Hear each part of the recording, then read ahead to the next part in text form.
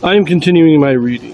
What I'm doing in this series is to read through the entire standard works of the Church of Jesus Christ of Latter-day Saints.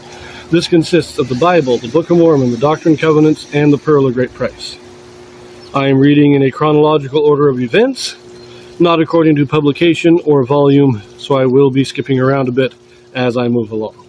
So we are again continuing in Jeremiah. This is chapter 23. It's a bit of a long one, so let's get to it.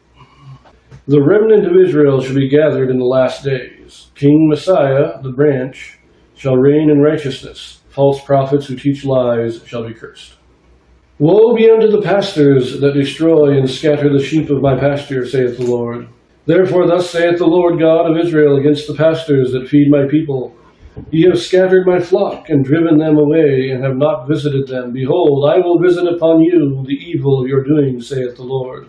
And I will gather the remnant of my flock out of the countries whither I have driven them, and will bring them again to their folds.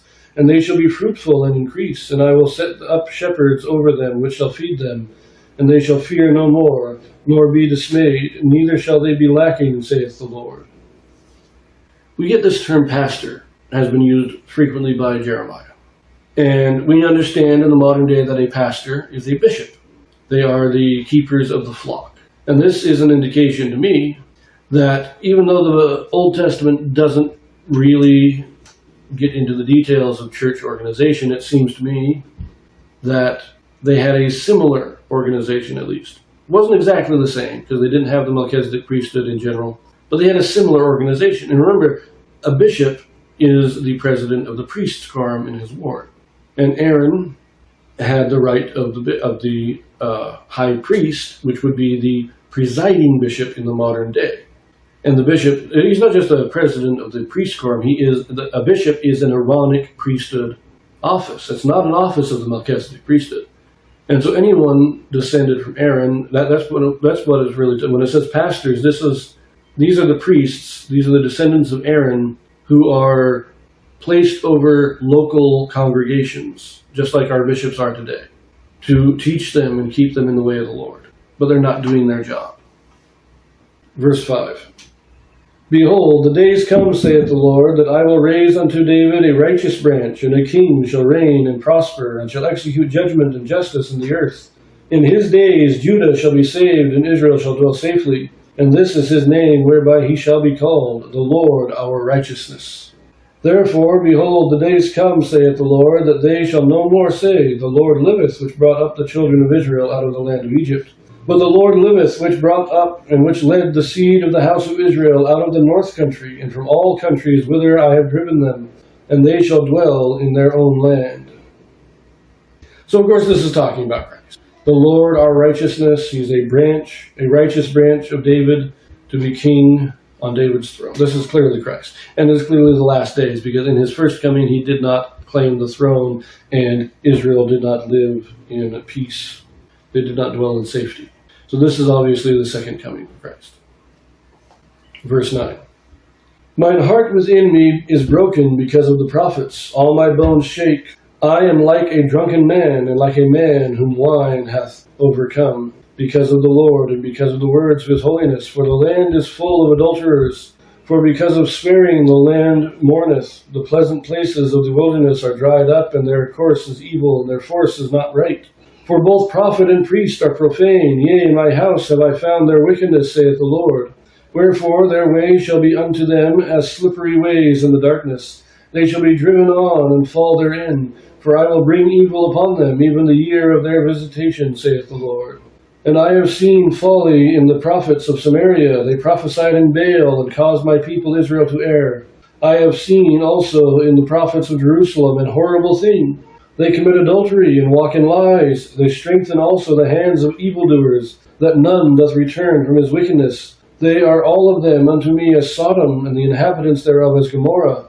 Therefore thus saith the Lord of hosts concerning the prophets, Behold, I will feed them with wormwood, and make them drink the water of gall. For from the prophets of Jerusalem is profaneness gone forth into all the land.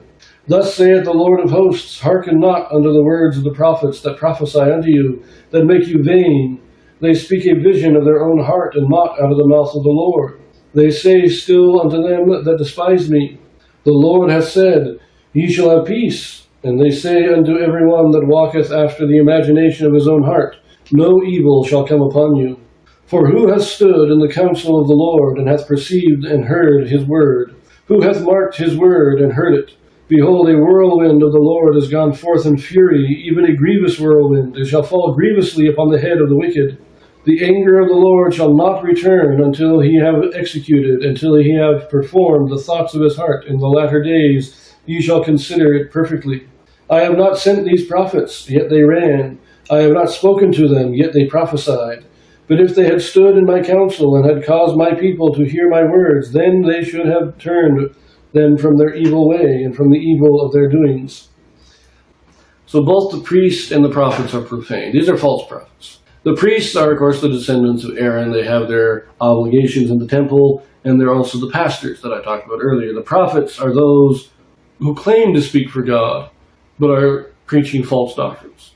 And this reminds me of people in the modern day who, there's a lot of people who say, oh, God just wants us to be good people. And if that means you have to leave the church in order to live your best life, you go ahead and do that. No, that's a false prophet. But he also talks about they're adulterers and they profane the temple. And this gives me the impression, at least, that like in the days of Eli, when Eli's sons were using their position as priests to seduce women. Same thing's going on here. Almost like they're instituting their own sacred prostitution, like many pagans did. But God's saying, look, they're saying you're going to be safe. No, you're going to be destroyed because you're listening to these idiots. You listen to the false prophets and you're definitely going to be destroyed. But let us continue, verse 23. I am a God at hand, saith the Lord, and not a God afar off. Can any hide himself in secret places that I shall not see him, saith the Lord? Do not I fill heaven and earth, saith the Lord? I have heard what the prophets said, that prophesy lies in my name, saying, I have dreamed, I have dreamed. How long shall this be in the heart of the prophets that prophesy lies? Yea, they are prophets of the deceit of their own heart, which think to cause my people to forget my name by their dreams, which they tell every man to his neighbor, as their fathers have forgotten my name for Baal.